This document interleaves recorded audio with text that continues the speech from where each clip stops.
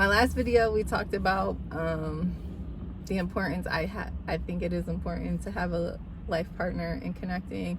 Today, I kind of want to talk about prioritizing that relationship. I'm trying to make this short and sweet because I have others kind of similar to that. First one's going to be set your boundaries. Make sure that you have boundaries set for yourself, like so no one's overstepping you, but more specifically boundaries for your relationship. Say no to non-essential things that might interfere with what you have going on at the home. This is going to protect your time, your energy, and it's going to make sure that you're not taking too much away, or you're putting too much energy outside and it might feel uneven to your partner. Be intentional. Make sure you're scheduling time with your person. Make sure you're showing gratitude and appreciation. You're practicing their love languages for them, and you're practicing listening and actively responding, and not just, whatever.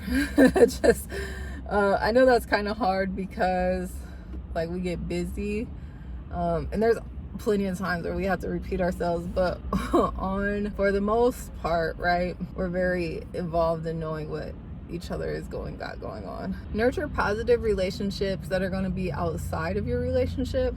If you have like that mom or dad that doesn't add any value to your life, or that friend that's going to be super negative and always have something to say, you might want to eliminate those types of relationships, because they will affect and bleed into your relationship without you knowing. I have a friend that goes through a lot, and while I love her completely, like I don't bring that topic into mine in my household's relationship, like what we have going on, because I know it will affect him in some way. Just be mindful about where you're putting your energy at in your household.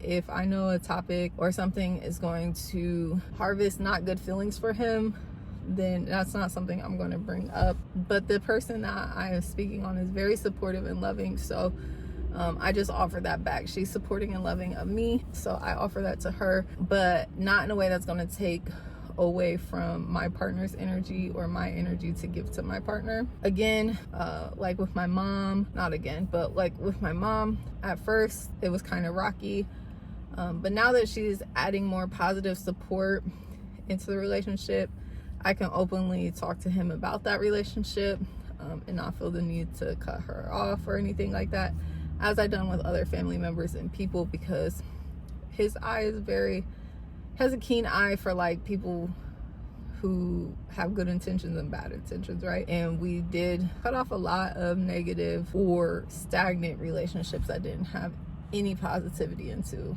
our relationship. These relationships outside of your relationships will affect and can affect what you got going on in your household, because like they say, misery loves company. So if you're not having some positive and supportive people around you that are going to speak wellness into your household, 9 times out of 10 you don't need them around. Like you would your partner, if you do find good people to have relationships with outside, not like, like mom and dad, like have gratitude for them. Again, practicing gratitude and appreciation, that's just going to bring more goodness into your life. And then lastly, like evaluate and adjust as you need to. Just because something worked this year doesn't mean it's going to work next year, or just because it worked this week doesn't mean it's going to work 2 months from now. Life is always progressing and changing, and so the boundaries that you set today might not be the same as tomorrow.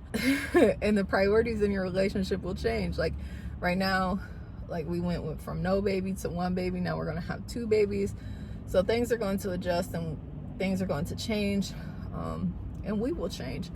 So just working on that. And then last is just making sure you take care of yourself. This is going to be your most important relationship outside of your relationship with God. If you aren't taking care of yourself and you are trying to pour from an empty cup, you know the saying, you can't pour from an empty cup, so it's going to leave you with nothing that really is like that. So like I'll tell him like, hey, I need some me time because I'm not going to be able to give to baby and you the way I need to. Boundaries being set, loving myself, communication, all that fun stuff. But it helps create a better environment, because if you feel empty and depleted with your, it's normally because you're not doing something for yourself. Your partner cannot fulfill that for you. So you got to do what you need for yourself so you can pour into your relationship. Remember, it's going to be a little bit challenging at first. Something new, especially if you've never done anything like that before, where you're really prioritizing relationship in a healthy manner. It's going to be new. It might be challenging. It's ongoing practice. It requires effort, and not like minimal. Requires intention, doing it intentionally, and self-awareness. So if you're not a person that's used to being accountable or putting yourself in check, it might be difficult at first, but I'm telling you, it's worth it. Having a good, healthy, stable relationship that's going to have longevity is better than having these meaningless relationships that kind of leave you empty at some point. That's really all I have. Hope y'all have a good one. Peace.